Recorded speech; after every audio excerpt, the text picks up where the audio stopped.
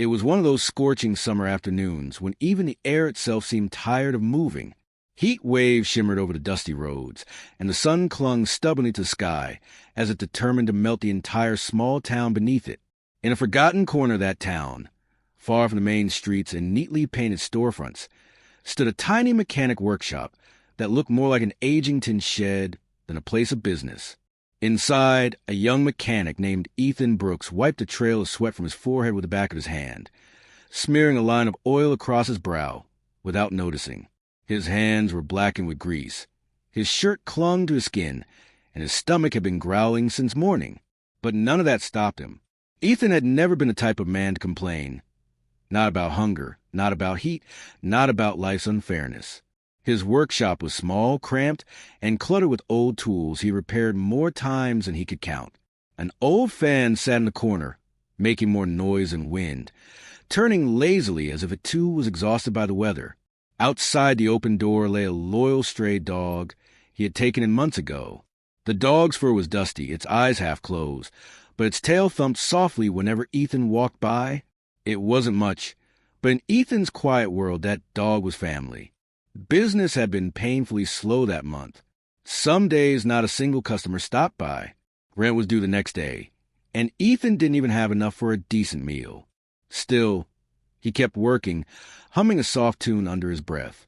He had always believed that doing good, quiet, unnoticed good, brought its own reward someday.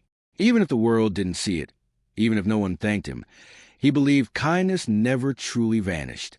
That belief was all he had left to hold on to. And then it happened. A silver motorcycle rolled down the dusty road toward his shed, sputtering and coughing like it was on its last breath. The engine rattled. The gears clicked sharply, and before it even reached his workshop, it gave one final wheeze and died completely.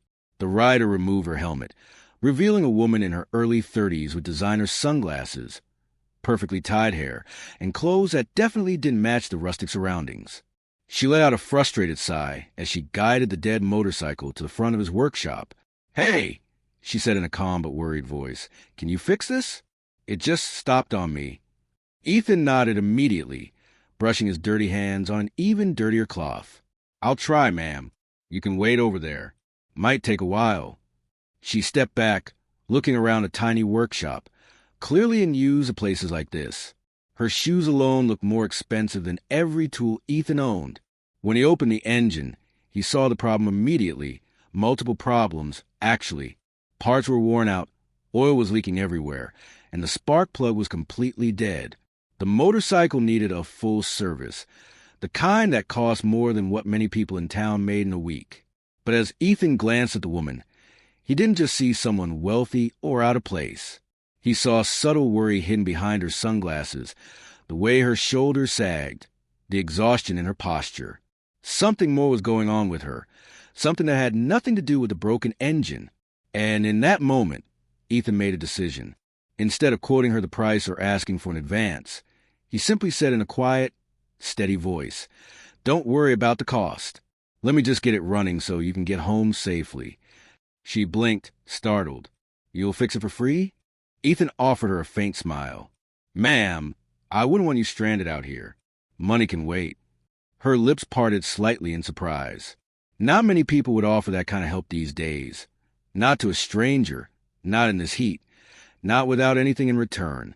For a moment, she didn't speak, just watched him with a look Ethan didn't recognize. And then he got to work. For the next 2 hours, Ethan worked under blazing sun, pushing himself far past exhaustion. Sweat dripped down his neck, his shirt clung to his back, and his fingers trembled from hunger. But he didn't stop, not once.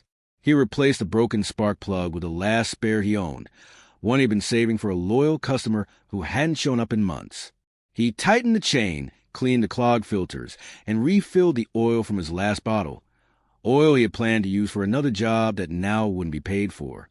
His stray dog lay near the entrance, panting but watching him with loyal eyes, as if silently cheering him on. Finally, after hours of work, Ethan pulled the starter. The engine roared back to life. The woman's face lit up in genuine relief and gratitude. Not the polite kind, not the forced kind, but the real, heart-deep kind. "You're amazing," she said softly. How much do I owe you? Ethan wiped his hands again, leaving fresh stains on the cloth. Just promise me you'll ride carefully, ma'am. That's enough. She hesitated, taken aback by the sincerity in his voice. You're sure? She asked. He nodded. Yes, ma'am. Some things are worth more than money. She looked at him for a long moment, longer than a simple thank you required. Then she smiled, a warm smile that softened her whole face, and slid her helmet back on. As she rode away, she lifted a hand in a soft, almost grateful wave. Ethan didn't even ask her name. He simply went back to work, humming that same tune, unaware that the small act of kindness he had offered, quiet, simple, unpublicized, was already on its way back to him in a way he could never have imagined.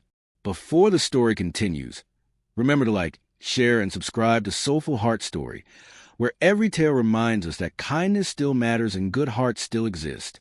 The next morning, Ethan arrived at his workshop early. Same routine, same silence, same dusty road and sleepy sun rising over the rooftops. He unlocked the door, stretched his arms, and prepared for another slow day. But the moment he stepped inside, he froze. Right outside his shop was a black luxury SUV, polished so bright it reflected the dull tin walls of his workshop like a mirror. The engine was running smoothly, humming like a well-tuned machine. And then the door opened. Out stepped the same woman from yesterday, but this time she was dressed in elegant business wear. A tailored suit, crisp white shirt, and heels that clicked sharply against the concrete. Her hair was neatly tied, her sunglasses replaced with clear lenses, giving Ethan his first real look into her eyes. Behind her, two assistants stepped out as well, each carrying large boxes. Ethan's heart jumped. Ma'am, did I do something wrong? She smiled, a smile far more confident and polished than the one from yesterday. Quite the opposite. She handed him an envelope. Ethan opened it, and his breath caught. Inside was a check. A check for $150,000. He stared at it, eyes wide, voice trembling. Ma'am, this can't be right. She lifted a hand gently, inviting him to listen. My name is Isabella Grant, she said. I own Grant Motors, one of the largest automotive companies in the city. Ethan felt his knees weaken. Isabella continued, her voice warm but firm. I came yesterday because I wanted to see what real kindness looks like in a world obsessed with money. You didn't know who I was, yet you gave your time, your parts, your effort for nothing in return. Ethan swallowed hard, overwhelmed. People like you, Isabella said softly, remind me why I started fixing engines in the first place. Consider this not as payment, but as a beginning. She gestured to the boxes her assistants carried. Ethan Brooks, I want you to work with us as head mechanic of our new community garage. Ethan felt the world tilt. His voice cracked as he whispered, Ma'am, I don't know what to say. You don't need to say anything, Isabella said gently. You already said everything yesterday, through your actions. Ethan stood frozen, the check trembling in his hands. His mind couldn't keep up. Just yesterday he'd gone to bed hungry, wondering if he would even have a workshop by the end of the month. Today, a woman he didn't even know, a woman whose motorcycle he had repaired without asking for anything, was offering him a future he had never dared to imagine. He looked up at Isabella Grant, his voice barely a whisper. Ma'am, are you truly offering me a job? A real job? A head mechanic position?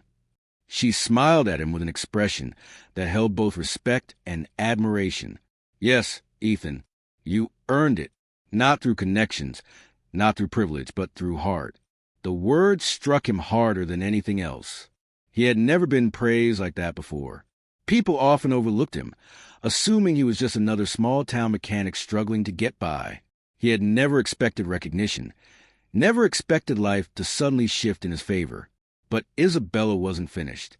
She nodded to her assistants, who began organizing the boxes they had brought. These are tools, high-quality ones. And the rest, she gestured to a stack of carefully sealed packages, are parts for your workshop. I noticed yesterday that you were running low. The generosity was overwhelming. Ethan felt the sting of tears but blinked quickly, trying not to cry in front of strangers. I don't know how to thank you. You already have, Isabella replied warmly. Yesterday, you helped someone you thought was a stranger, with no expectation of reward. Kindness like that is rare and powerful. You restored something in me, too. Ethan frowned gently, curious. Restored what? She paused for a moment before answering. Faith, she said softly. Faith that people still care. That could still exist in quiet corners. I built my company from nothing. Just a small garage and a dream. But somewhere along the way, as things got bigger, I forgot. I forgot what it felt like to simply help someone because it was the right thing to do. You reminded me. Silence settled between them, warm, reflective, meaningful. Ethan finally found his voice. Ma'am, Isabella, I'm honored. But are you sure I'm the right person for the job? I mean, look at this place. Isabella stepped into his workshop, her heels clicking lightly. She looked around the cramped tables, the mismatched tools, the peeling paint. And she smiled a nostalgic, almost wistful smile. I started in a place just like this, she said. You're exactly the right person, Ethan. Talent can be taught. Skill can be learned. But genuine kindness? You either have it or you don't. Ethan's chest tightened, emotion rising unexpectedly. The stray dog nudged his leg as if encouraging him to accept the opportunity. Ethan knelt down for a moment and rubbed the dog's ears, grounding himself before he spoke. Then, I won't let you down, he said firmly. I know, Isabella replied, offering her hand. Ethan shook it, his grease-stained, callous hand closing around her perfectly manicured one. It was a handshake that marked the beginning of something new, something he had earned not through luck, but through compassion. The weeks that followed were a whirlwind of change. Ethan was introduced to the board of Grant Motors, who all looked at him with a mixture of curiosity and respect after hearing Isabella's version of the story. In every meeting, she spoke of him not as a charity case, but as an example of integrity, humility, and the kind of grounded humanity needed in the automotive industry. The new community garage project moved fast. It was Isabella's dream to create a service center that offered low-cost repairs to struggling families. She had wanted someone trustworthy at the helm, someone who cared more about people than profit. Ethan fit that role perfectly. Construction began on the garage, a bright, modern space with new lifts, organized tool racks, solar lighting, and an office with Ethan's name already printed on the door. Brooks Auto Care. Sponsored by Grant Motors, the sign gleamed under the sun, a symbol of how far he had come. Whenever Ethan walked past it, he felt the same mixture of disbelief and gratitude rush through him. Some mornings, he showed up early just to stand in front of the door and remind himself that it wasn't a dream. His team consisted of 5 mechanics, young, energetic, and eager to learn. They looked up to him, not because of a title, but because of the way he treated them. Ethan never forgot where he started. He made sure everyone got breaks, stayed hydrated in the heat, and felt appreciated. He taught them not just how to fix engines, but how to listen to customers who came in stressed and worried. He would often say, fix the machine, yes, but also fix the person's day. That matters too. People adored him for it. Word spread quickly. Locals started calling Brook Auto Care the garage with heart. Families who once feared expensive repairs breathed easier knowing Ethan would always be fair and honest. Elderly customers enjoyed chatting with him as he worked. Kids loved the stray dog, now named Rusty, who wandered around the garage like he owned the place. Life felt full, balanced, purposeful. One sunny afternoon, months after everything had changed, Ethan found himself standing in the center of a new garage. Workers were cleaning tools. Customers were chatting, and the smell of fresh oil filled the air. A reporter from a local newspaper had come to interview him for a feature story. She set up a recorder and said, Mr. Brooks, your story has inspired a lot of people. What would you say changed your life the most? Ethan chuckled softly, rubbing the back of his neck. Honestly, nothing. The reporter blinked. Nothing? He nodded. I've always been doing the same thing. Fixing what I can, helping when I can. That didn't change. What changed was that someone noticed. Someone believed in the value of what I already was. He paused and smiled. And maybe that's all any of us ever need. someone to see the kindness we give quietly without applause. The reporter wrote it down, visibly touched. When she left, Ethan stood quietly for a moment, absorbing the life around him. Rusty trotted over, nudged his leg, and curled up at his feet. Ethan looked at the sign hanging above the entrance, sunlight gleaming off his own name. For a long moment, he simply breathed in gratitude. Later that evening, Isabella stopped by for a quick inspection. She looked around proudly, hands in her pockets. "You've done well, Ethan," she said. He shook his head. "We did well. You gave me a chance." She chuckled. "No, you earned the chance. I merely gave the door. You walked through it." Ethan smiled, humbled. Isabella continued, "You know, I wasn't expecting that day to change my life either. I was frustrated. My bike broke down. I was irritated with everything.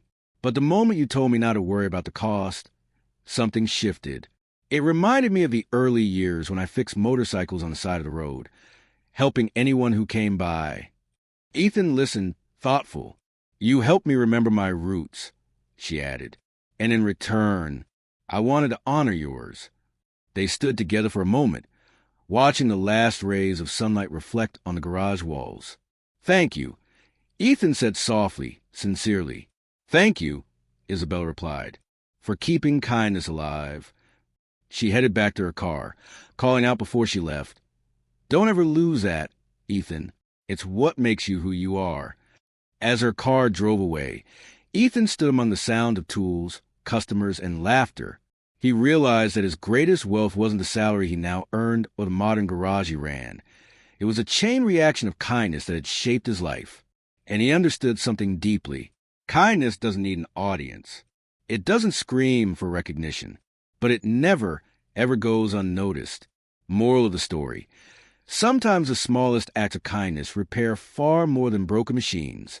They mend hearts, restore faith, and remind the world that goodness, quiet, sincere, and selfless, still exists. Be kind, because you never know whose life you might touch or who might be waiting to change yours in return.